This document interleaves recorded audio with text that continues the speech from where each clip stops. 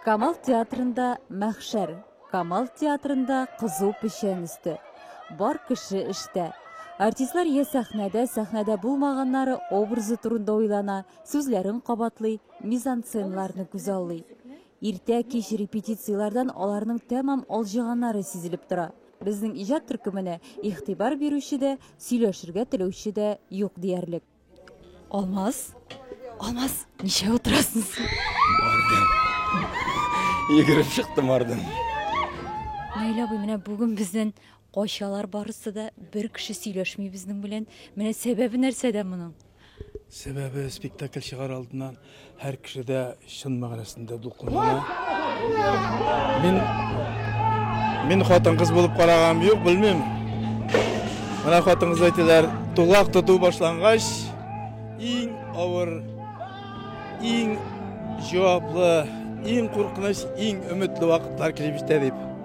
Менә спектакль чыгар алдыннан да иң дулкынландырган, иң өметле, иң куркыткан һәм иң дирелтәткән, иң өметләнгән вакытлар актерларның, шуңа күрә алар күбесе куркады.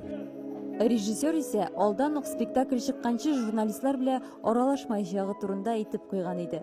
Иҗат кешеләре арасында мондый храфатлар күптән яшәп килә.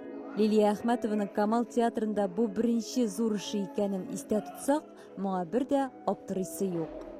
Яш режиссерларга кайчагында скидка ясыйлар. Иренер әле фәлән фәсмәтән дип, ул алай булса була.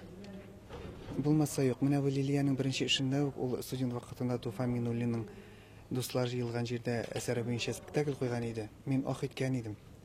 Шуннан аның һәрбер эшен күзәтә бардым. Ул инде берничә театрда эшләрен күрсәтте. Һәм менә ниһаять көтеп алынган шушы премьера зур залда, шушы мин түземсезләнеп көткән Лилияның беренче эше тиздән премьера.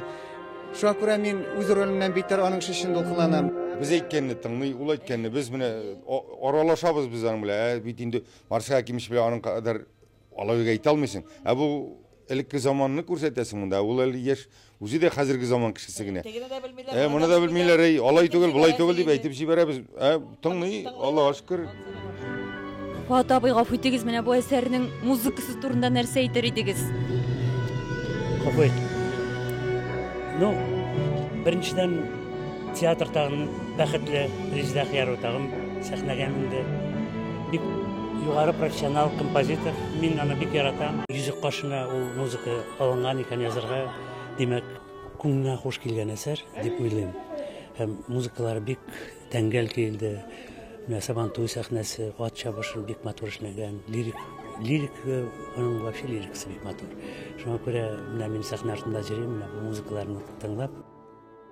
Фатих Хөсни бу әсәре турында минем иң бәхетле балаларымның берсе дип яза. Чыннан да мәктәптән үк укып белгән Вәсилә белән Айдарның мәхәббәт тарихы кемне генә битараф калдырыр икән. Камал сәхнәсендә бу образларны Алмаз Сабирҗанов белән Гөлчәчәк Гайфетдинова гәүдәләндерәчәк. Шундый яшь кыз, шаян, шук кыз, үзенең яраткан егет Айдарга тугры булып кала белә менә. Шул минем героиням Вәсилә дип әйтә. Мәхәббәтенә хыянәт итми. Театрда проза әсәрен сәхнәләштерү беренче тәҗрибә түгел. Шулай да ул һәр вакыт аерым бер шик уята. Хикәяләүгә корылган тарихны Илгиз Зәйниев чын сәхнә әсәре дәрәҗәсенә күтәрә алганмы? Театр тормышында ул вакыйгага әйләнерлек спектакль булып оешырмы? Моны без бүген кич күрә алачакбыз. Әлеге артистлар да, театрның башка хезмәткәрләре дә өмет тулы күзләре белән бу мизгелләрне көтә. Иң күп эш синеке шикелле. Шулайрак бугай ахырсы. Әзерләнү каты бара, каушата, куркабыз ничек булып чыгар микән. Тырышабыз инде тамаша чыгышасын дип. Һәр спектакль чыкканда шулай борчылабыз, ничек булыр икән, кеше яратыр микән, килерләр микән дип.